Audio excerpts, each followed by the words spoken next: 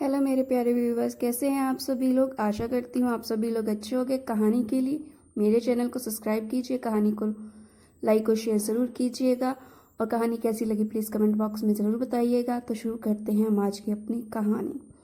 आज मेरी चौथी शादी है। मैं चौथी बार दूल्हा बना खड़ा था, लेकिन मेरी आंखों में बहुत ही ज़्यादा डर था, क्योंकि मेरे साथ बहुत बुरे बुरे अनुभव हो चुके थे और मैं फिर से शादी नहीं करना चाहता था। लेकिन मुसीबत यह थी कि मैं घर में अकेला रहता था और मुझे किसी के साथ की ज़रूरत थी।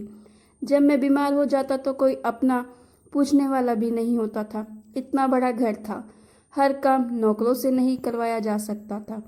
इसीलिए दोस्तों और रिश्तेदारों के कहने पर मैं चौथी बार दूल्हा बना खड़ा हो गया। लेकिन मेरी पिछली 3 शादियाँ किस तरह नाकाम हुई, उस बात का मुझे आज तक पता न चल सका। मुझे मेरी पत्नी शादी के 2 दिन बाद ही छोड़कर चली गई। मेरी पत्नी रात को चीखे मारते हुए कमरे से बाहर निकल जाती और सुबह अपने घर चली जाती। उसके बाद कोई भी वापस नहीं आई। वापस आया तो तलाकनामा और यह अनुरोध के बाद तलाक देकर बात खत्म करवा दी जाए। मेरी जिंदगी में क्या हो रहा था मुझे खुद नहीं पता था। अगर मैं इस बार भी मेरे साथ ऐसा ही हुआ तो फिर मैं तो बस सिर्फ 3 दिन का दूल्हा था। 25 साल की उम्र में ही चौथी शादी कर रहा था। जिंदगी किस तरफ जा रही है कुछ समझ नहीं आ रहा था। चौथी पत्नी भी बहुत ही ज़्यादा प्यारी और समझदार भी थी, पढ़ी लिखी थी। मैंने सोचा कि पढ़ी लिखी लड़कियां तो वैसे ही बहुत तेज़ होती हैं, उनके पास हर सवाल का जवाब होता है। पता नहीं वह मेरे साथ क्या करेगी या पता नहीं मैं उसके साथ क्या करूँगा। वह भी मुझे छोड़कर भाग जाएगी या फिर समझदारी से मेरे साथ निभाएगी। मैं डॉक्टर के पास भी गया था। डॉक्टर ने कहा कि सब कुछ ठीक है, तुम्हारे साथ तो कोई भी मसला नहीं है। फिर मेरी पत्नी मेरे पास 2 दिन से ज़्यादा क्यों नहीं रहती। यही सब सोचते सोचते मैं अपनी नई नवेली दुल्हन के कमरे में चला गया, मगर जब घूंघट उठाया तो उसको देखकर मेरे होश उड़ गए। उसकी आंखों में आंसू थे। वह मुझे कुछ परेशान नजर आ रही थी। मैंने कहा कि क्या बात है, परेशान तो मुझे होना चाहिए। उसने कहा कि क्यों, आपको परेशान क्यों होना चाहिए। तो मैंने उसे सारी बात बता दी कि मैं आज तक 4 शादियां कर चुका हूँ, लेकिन कोई भी पत्नी मेरे साथ 2 दिन से ज़्यादा नहीं रहती। मुझे नहीं पता कि मेरी गलती कहाँ होती है। सही तरीके से शादी होती है और मैं उनको अपने घर लेकर आता हूँ। आमने सामने बैठकर बातें करते हैं। 2 दिन अच्छे से गुजर जाते हैं, लेकिन तीसरे दिन वह भाग जाती है। पता नहीं इसमें गलती मेरी होती है या उनकी। और अगर आज भी एक लफड़ा है तो मैं आपको पहले ही बता रहा हूँ, मैं आपकी ज़िंदगी बर्बाद नहीं करना चाहता। उस लड़की का नाम निशा था। उसने कहा कि मेरे माँ पापा इस दुनिया में नहीं रहे, मेरे चाचा ने मेरी शादी कराई है। उन्होंने मुझे पहले ही बताया था कि उस लड़के की पहले 3 शादियाँ हो चुकी हैं, लेकिन कोई भी पत्नी साथ नहीं रही और बच्चे भी नहीं हैं। इसीलिए मैंने शादी के लिए हाँ कर दी। वैसे भी मेरे पास और कोई ऑप्शन नहीं था। अगर आपसे शादी करके यहाँ ना आती तो मेरे चाचा अपने दोस्त के बड़े बेटे से मेरी शादी करवा देते, जो कि 45 साल का था, और मैं उससे शादी करना बिल्कुल नहीं चाहती थी। इसीलिए यहाँ पर आपके सामने मौजूद हूँ। पर आप अजीब अजीब सी बहकी बहकी बातें कर रहे हैं। मैं उससे कहा कि यही सच है, लेकिन इस बार मैं बहुत ही एहतियात से काम लूँगा। मैं सोफे पर सो जाता हूँ और तुम अपने तरीके से बेड पर आराम से सो जाओ। 3-4 दिन एक दूसरे से बात भी नहीं करेंगे, एक दूसरे की तरफ देखेंगे भी नहीं। जब बात ही नहीं करेंगे और मैं तुम्हें देखूंगा ही नहीं, तो तुम्हारे पास ही नहीं आऊँगा, तो कोई मसला कैसे बनेगा। तुम बस मुझे छोड़ कर मत जाना। अब मुझ में इतनी हिम्मत नहीं है कि मैं बार बार किसी का चेहरा देख सकूं। मुझे तुम बहुत अच्छी लगी हो और तुम मुझे समझदार भी लगती हो। बस तुम ही मेरे साथ रह जाओ। मेरी पत्नी ने कहा कि मैं समझदार हूँ और मेरे पास वापस जाने का कोई रास्ता भी नहीं है। मैं पूरी कोशिश करूँगी मैं इस रिश्ते को निभा सकूँ। ऐसा नहीं होगा कि छोटी सी बात के लिए मैं आपको छोड़कर चली जाऊँ।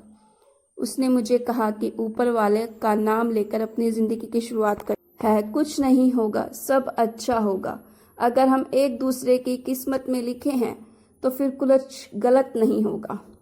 लेकिन फिर भी अपनी पत्नी से कहा कि मैं सोफे पर जाकर ही सो जाता हूँ, क्योंकि मुझे पहले ही 3 पत्नियां छोड़कर जा चुकी थी। पहले मुझे लोगों ने कहा कि वह तीनों गलत थी, उनका कोई चक्कर होगा, वह तुम्हें पसंद नहीं करती होंगी, उन्होंने तुमसे तुम्हारी दौलत के लिए शादी की होगी। इस तरह की बातें मुझे बताई गई। लेकिन अब तीसरी पत्नी गई तो उसके बाद मुझे ऐसा लगता है गलती मेरी ही है, क्योंकि 3 दिन के बाद मेरी पत्नी चीखे मारती हुई कमरे से बाहर निकल जाती है और उसके बाद मुझे नज़र ही नहीं आती। मेरी पत्नी भी थोड़ी सी डरी लग रही थी, लेकिन उससे ज़्यादा मैं खुद डरा हुआ था। मुझे तो शादी के नाम के शब्द से ही अब डर लगने लगा था। मैं सोफे पर सो गया। 2 दिन तक अपनी पत्नी के साथ मैं इसी तरह पेश आया कि जैसे मैं उसे जानता ही नहीं हूँ। बार बार वह मुझे बोलती, उसे कोई काम होता तो मुझसे ही पूछती। उस बेचारी को क्या पता था इस घर की कौन सी चीज़ कहाँ पड़ी है। लेकिन मैंने उससे कहा कि तुम मुझसे बात भी ना करो, तुम मुझसे दूरी बनाए रखो, बस 3 दिन गुजर जाने दो। मेरी पत्नी भी मुझसे तंग आ गई, लेकिन खैर है, 3 दिन गुजर गए, मगर तीसरे दिन की रात ही कुछ ऐसा हुआ कि मैं हैरान रह गया। मैं सो रहा था कि किसी ने मेरे कंधे पर अपना हाथ का दबाव डाला, तो मैं हड़बड़ाकर उठकर बैठ गया और सामने का मंजर देखकर उछल पड़ा। वह मेरी पत्नी थी। मैंने कहा कि क्या हो गया, छोड़कर जा रही हो मुझे? जाने से पहले जगा रही हो क्या? तुम मुझे छोड़कर चली जाओगी? क्या गलती हो गई मुझसे? इस बार तो मैंने कुछ किया भी नहीं है। मैं अपनी पत्नी को गौर से देखा तो उसके माथे पर एक जख्म लगा हुआ था। मैंने कहा कि यह क्या हुआ तुम्हें? यह किसने किया? तुम्हारे साथ मैंने किया है क्या? इसीलिए तुम मुझे छोड़कर जा रही हो। मैंने एक साथ में सब कुछ बोल दिया जब मेरी पत्नी ने मेरा हाथ पकड़ा और कहा कि मैं पहली बात तो यह है कि मैं आपको छोड़कर नहीं जा रही, और दूसरी बात यह है कि मुझे पता चल गया है आपके साथ क्या मसला है और आपकी बाकी पत्नियां आपको किस वजह से छोड़कर गई हैं। लेकिन मैं नहीं जाऊंगी, मेरे साथ चलिए, मैं आपको कुछ दिखाना चाहती हूँ। उसने मुझे अपने पास बिठाया और मोबाइल की स्क्रीन मेरी तरफ की। उसमें शायद उसने कोई वीडियो बनाई हुई थी जो वह मुझे दिखाना चाहती थी। वीडियो देखकर मेरे पैरों तले की ज़मीन निकल गई और माथे पर पसीना आ गया। दरअसल वीडियो में यह नज़र आ रहा था कि अचानक मुझे कोई दौरा पड़ रहा था। मैं पागलों की तरह चीज़ें उठा उठा कर फेंक रहा था, फिर अपनी पत्नी का पीछा करने लगा। फिर शायद मेरी पत्नी ज़मीन पर गिर गई और भागती हुई मेरे कमरे से निकल गई। फिर हम दोनों ही वीडियो से गायब हो गए। लेकिन फिर वह कमरे में आई और जब अपने आप को देखा तो मैं हैरान रह गया कि मैं किस तरह अजीब तरीके से पेश आ रहा था। उसके बाद वीडियो बंद हो गई।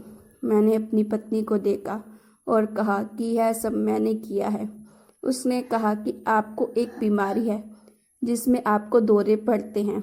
मैंने उस बीमारी के बारे में ज़्यादा पढ़ा तो नहीं है, लेकिन कॉलेज में थोड़ा बहुत पढ़ा था, इसीलिए मुझे अंदाज़ा हो गया था। मैंने कहा कि यह जख्म तो तुम्हें मेरी वजह से लगा है ना, इसका मतलब है कि मैं पागल हूँ।